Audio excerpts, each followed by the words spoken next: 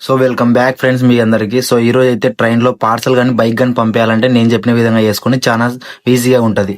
First అయితే bike RC, ఒక Aadhaar card ఉండాలి జిరాక్స్. సో దాంతో పాటు జనరల్ టికెట్ ఉండాలా. ఇక్కడ మనకి పార్సల్ చేస్తూ ఉంటారు అనమాట. వాళ్ళ దగ్గర పోయి ఆ రెండు ఇచ్చినప్పుడు వాళ్ళు అన్ని అప్లై చేసుకుంటారు. మీరు మాత్రం చెప్తున్నారండి, పెట్రోల్ మాత్రం మీరైతే ట్రైన్ లో ట్రావెల్ చేయొద్దండి, కేసు అవుతుంది అంటారు. సో వాళ్ళు మన బైక్ ని అయితే పార్సల్ కానీ బైక్ కానీ రెండింటిని బాగా ఫుల్ ప్యాకింగ్ అయితే చేసి ఇస్తారనమాట. తర్వాత వాళ్ళు ఒక అప్లికేషన్ ఫామ్ ఇస్తారు.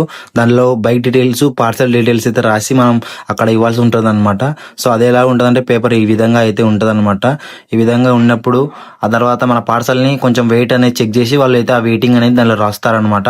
రాసిన తర్వాత మొత్తానికి ఇది అయిపోయిన తర్వాత మనం అయితే బుకింగ్ కౌంటర్ దగ్గరికి వెళ్తాం అనమాట. ఆ బుకింగ్ కౌంటర్ లో ఇచ్చినప్పుడు అప్లికేషన్ లో ఇచ్చినప్పుడు వాళ్ళు కొంచెం చూసుకొని కొన్ని చెక్ చేశారనమాట. దానిలో మంచిగా అన్ని ఉన్నాయో లేదని చెక్ చేసిన తర్వాత మనకైతే అక్కడ ప్రింట్ అవుతున్న ఒక బుకింగ్ టికెట్ మాదిరి ఇస్తారనమాట. వాళ్ళు దాన్ని బుకింగ్ టికెట్ అంటారు. సో మనకు అది ఇచ్చినప్పుడు అలాగే దాంతో పాటు 2 స్టిక్కర్లు ఇచ్చేస్తారు మన ప్యాకింగ్ కి స్టిక్ చేయడానికి, అవి మనవో కాదు అని. తర్వాత అవి తీసుకుని అయితే మనమైతే వెళ్ళిపోతాం అనమాట. బైక్ కానీ పార్సల్ కానీ రెండు దానిలకి స్టిక్కరింగ్ అయితే చేసేస్తారు.